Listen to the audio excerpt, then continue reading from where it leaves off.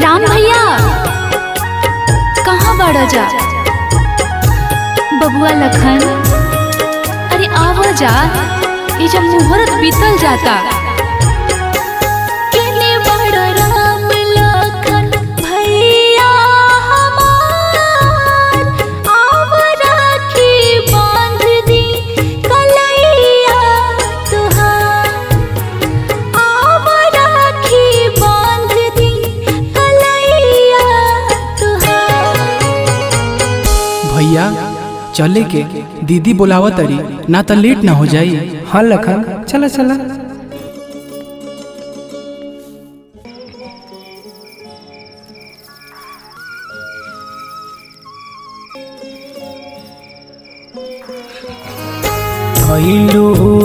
उपकार राखी बांध के बहिनिया, कैलू उपकार राखी बांध के बहिनिया, अरे कबो ना भुलाइब बहिनी तोरे सनेहिया, कबो ना भुलाइब बहिनी तोरे सनेहिया।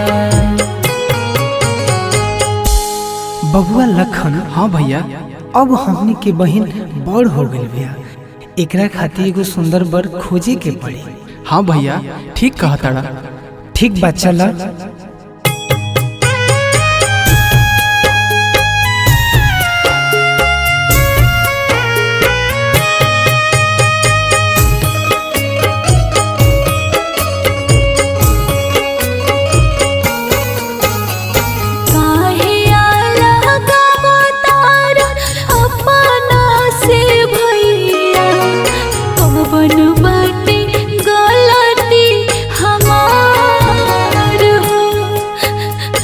कसूर हो गई भैया जे हमरा के दोनों भाई मिलके दूर करता रहो। के भार तोहर बन गईनी काहो, भेजो तारा दूसरा दुआ, भेजो तारा घरवा दुआ। ए भैया कहाँ रहबो भैया दीदिया काहे रोताड़ू?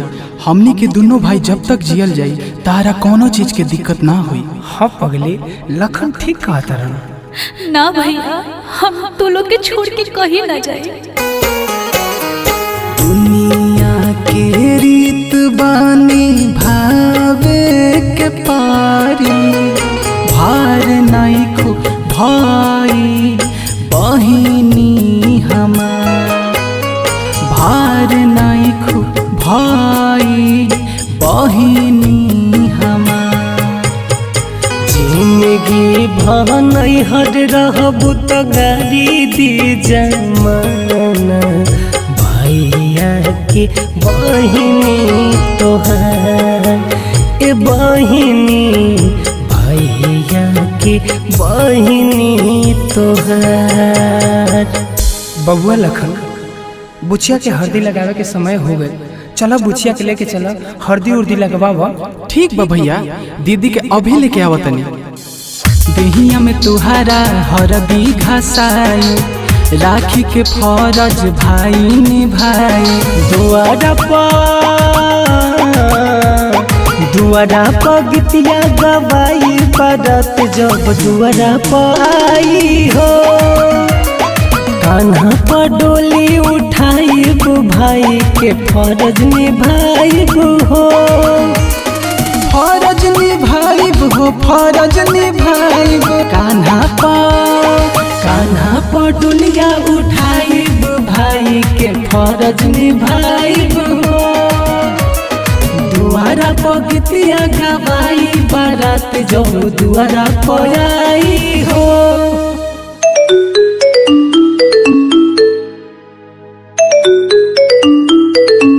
हेलो हेलो जी बाबूजी, प्रणाम। प्रणाम प्रणाम। बाबूजी सब ठीक बा नु? हाँ हाँ सब ठीक बा।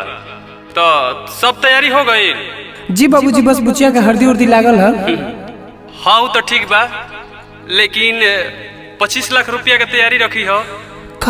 25 लाख? बाबूजी इतना पैसा कहाँ से लेके आए बाबूजी? अपन घर दुआर जगह जमीन बेच के बहन के एगो बियाह करत नहीं जा। घर समाज में हमने की इज्जत चल जी बाबूजी, हमरा और गोड़ पे गिरता नहीं। अब देखो पैसा देवे के बाकी नहीं देवे के सोच लिया लो। ना बाबूजी ऐसे ना बोली, हमने के दोनों भाई बर्बाद हो जाए जा। गरीब खातिर इज्जते न होला। दीदी, ए दीदी, दीदी, भैया, ए भैया, देखा ना दीदी के का हो गए? दीदी उठते नहीं के। का हो गई? ए लखन, इस सूतल काहे बिया? बुचिया उठ, देख हमरा मजाक पसंद नहीं खे। अरे पगली उठ ना। काहे कुछु बोलत नहीं खूबाड़ू का खिसियाई, धैले बाड़ू हमन के रुआई के। अब के भैया भैया हमन के बोलाई, मोह जादी फेरबू अपना भाई से। अब के भैया भैया हमन के बोलाई, मोह जादी फेरबू अपना भाई से। अब के भैया भैया हमन के बोलाई, मोह जादी फेरबू अपना भाई से। जो मत बहिनिया बिसराए के, जो मत रे पगल बिसराए के।